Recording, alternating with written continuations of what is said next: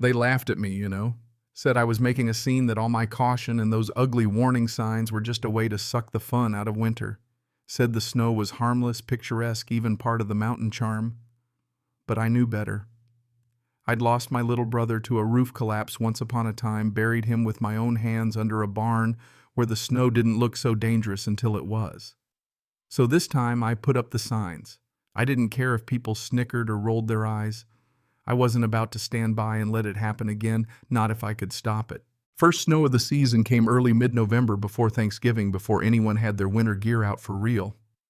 I remember standing at our big front window with Lena, my wife, steam from her mug, curling up, both of us just watching the sky dump thick, wet flakes that started gentle, then meant business.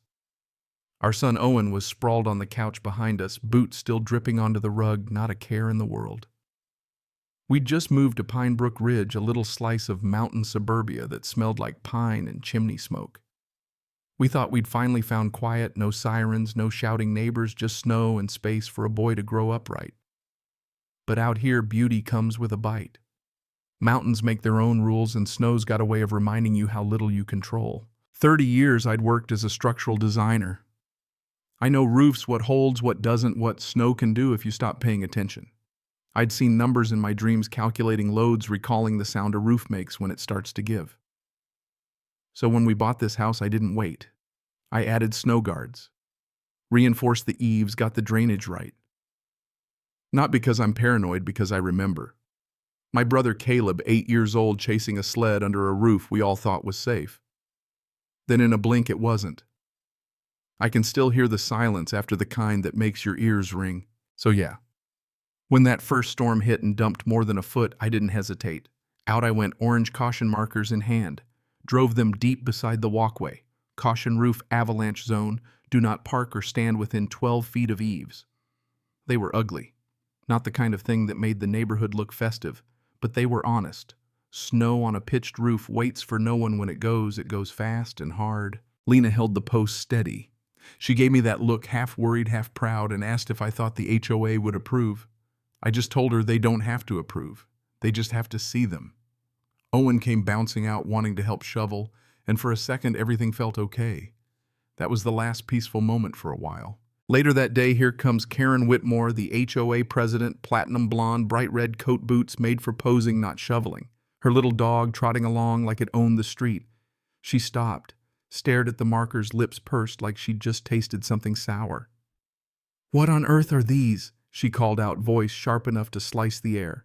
I told her safety alerts, risk of roof slides, just doing my part. She laughed. "A slide? In this family neighborhood? Next you'll be installing avalanche beacons." The other neighbors pretended not to listen, but I could feel their eyes. "This neighborhood has standards, Jack. Those things are garish." I looked her right in the eye. Better garish than sorry. She didn't laugh that time.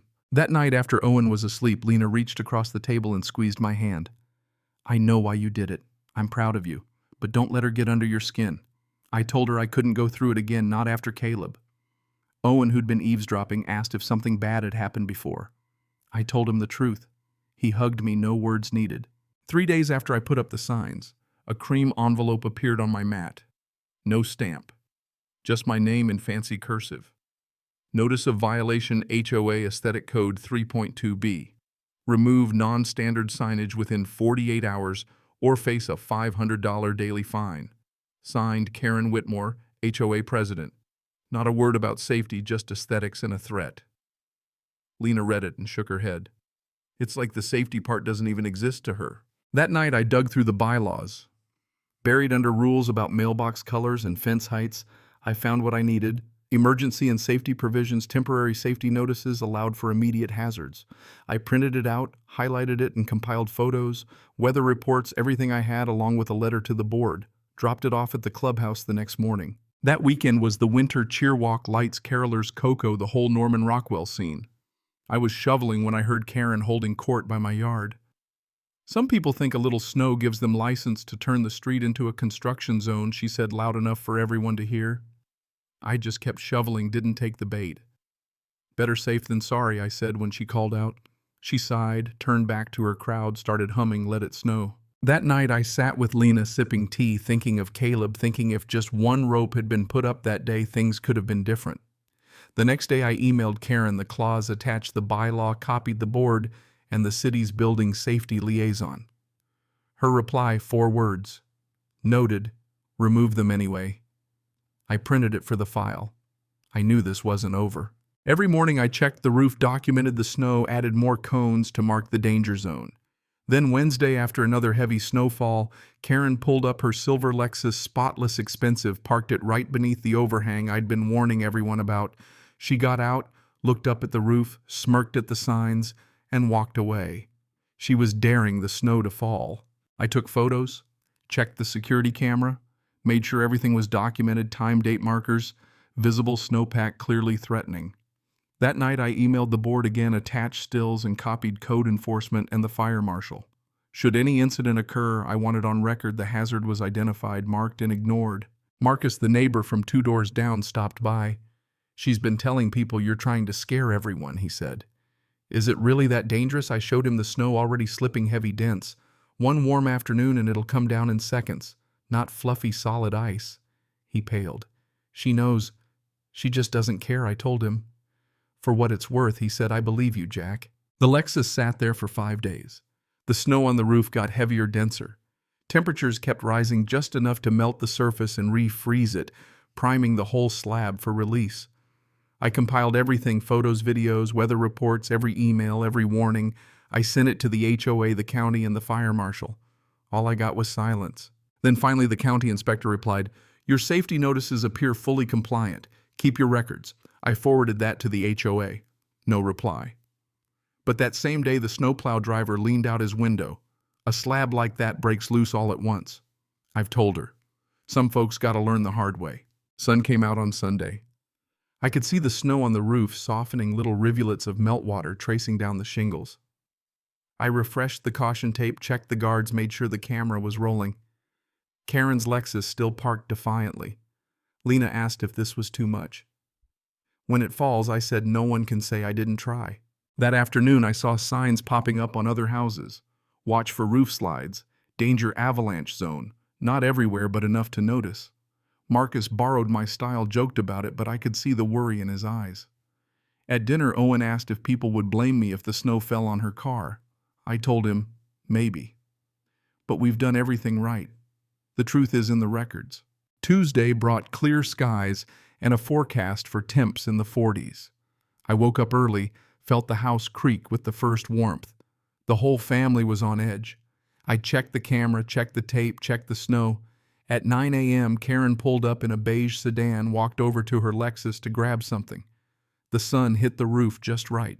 From inside, we felt it before we heard it, a deep rumble, then a crack, a grinding groan, and then the whole slab broke free. A white wall crashed down, flattening the Lexus in one blow. The windshield exploded, the roof crumpled, glass flew everywhere. Snow and ice poured into the street. Karen screamed, a raw, desperate sound. I was out the door before I realized it. Neighbors pouring out, phones raised. Karen, pale and wild-eyed, accused me, shrieked that I did this. No, Karen. Gravity did. You were warned repeatedly. Deputy Rollins showed up, took statements, took my files, said he was following evidence. You warned everyone. It's all there. Karen raged, threatened lawsuits, posted angry screeds on the HOA forum. No one supported her. Marcus chimed in. Pretty sure Jack warned everyone. She deleted the post. In the aftermath, the insurance denied her claim. My documentation was too thorough. The fire marshal sent a letter clearing me of any blame, commending my efforts. The HOA, after a tense public meeting, finally updated their policy. Temporary safety alerts allowed without prior board approval during immediate hazards. The Delaney provision, they called it. And just like that, the neighborhood changed. People put up their own markers, stopped rolling their eyes, started nodding when they walked by. Karen disappeared, no more morning walks, no fresh tire tracks, just silence. Marcus ran for HOA president, won by a landslide. His first act formalized the snow safety policy. Lena printed it out and framed it above my desk. Owen made me tell the story for his school project, not the avalanche, but the part about not staying quiet when it matters. And that's the lesson, isn't it? Silence is heavy, sometimes heavier than the snow. It's easy to let things slide, to hope problems just melt away, but that's how people get hurt. You warn when you must. You stand when it matters. Even if people laugh, even if you stand alone. Because sometimes the only thing between disaster and safety is one voice that refuses to shut up. Now the neighborhood is different. Not perfect, but alive. People wave not out of habit, but out of respect. The rules are better, the street is safer, and I finally feel at home. Sometimes I still look up at the roof just to check, but the fear is gone. The weight has lifted. We made it through.